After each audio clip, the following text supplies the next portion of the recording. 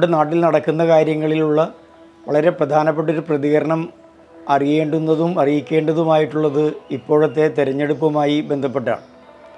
2026 April മാസം 9-ാം തീയതി കേരളത്തിൽ 16ാമത് നിയമസഭയിലേക്കുള്ള തെരഞ്ഞെടുപ്പ് നടക്കുകയാണ്.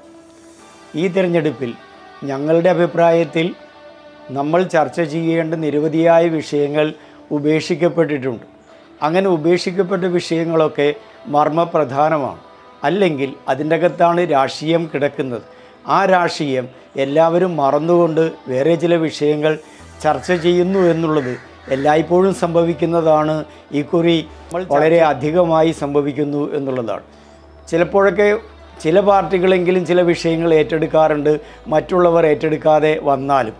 അത്തരമുള്ള എല്ലാവരും ഉപേക്ഷിച്ച് 2-3 കാര്യങ്ങളാണ് പ്രധാനമായും പറയണമെന്ന് വിചാരിക്കുന്നത്. ഒന്ന്, പരിസ്ഥിതിയുമായി ബന്ധപ്പെട്ട കാര്യമാണ്. രാജ്യത്ത് കുടിവെള്ളത്തിന് ഭയങ്കരമായ ക്ഷാമമുണ്ടാകുന്നു. കുടിവെള്ളം കിട്ടാതെ ആളുകൾ പ്രയാസപ്പെടുന്നു. നദികൾ വറ്റി വരണ്ടു പോകുന്നു. അതുപോലെ തന്നെ കുപ്പിവെള്ളത്തിന് ഭയങ്കരമായ ഡിമാൻഡ് ഉണ്ടാകുന്നു എന്നതുപോലെയുള്ള നിരവധിയായ കുഴപ്പങ്ങൾ ഇപ്പോൾ രാജ്യത്ത് സംഭവിക്കുന്നുണ്ട്. ഓരോ ദിവസത്തെയും കാലാവസ്ഥ 39 ഡിഗ്രിയിലേക്ക് വരെ കേരളത്തിൽ ചൂടെത്തിയിരിക്കുന്നു എന്നുള്ളതാണ്. ഇത് പാലക്കാട് 40ലേക്ക് എത്തി എന്നുള്ളതാണ് ഈ ആഴ്ചയിലെ വളരെ പ്രധാനപ്പെട്ടൊരു വാർത്തയായി തന്നെ വന്നത്. ഇങ്ങനെ പരിസ്ഥിതി വളരെ കാര്യമായി മാറിക്കൊണ്ടിരിക്കുന്നു.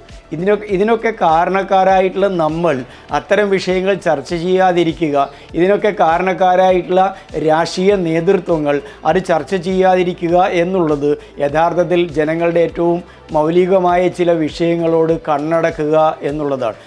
ഇതൊക്കെ പരിസ്ഥിതിയുമായി ബന്ധപ്പെട്ടതാണ്.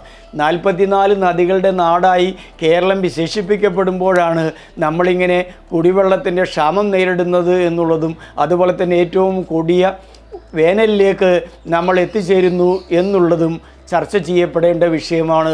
പക്ഷേ ആരും ചർച്ച ചെയ്യുന്നില്ല. തെരഞ്ഞെടുപ്പിൽ നിങ്ങൾ ആർക്ക് വോട്ട് ചെയ്യുന്നു എന്നുള്ളതല്ല, മറിച്ച് നിങ്ങൾ തെരഞ്ഞെടുപ്പിൽ എന്ത് ശരിയായ നിലപാടിന് വോട്ട് ചെയ്യുന്നു എന്നുള്ളതാണ് പ്രധാനം. ഒരു വ്യക്തിയല്ല, യഥാർത്ഥത്തിൽ വളരെ ശരിയായ ഒരു രാഷ്ട്രീയ നിലപാട് തന്നെയാണ് പ്രധാനമായിട്ടുള്ളത്.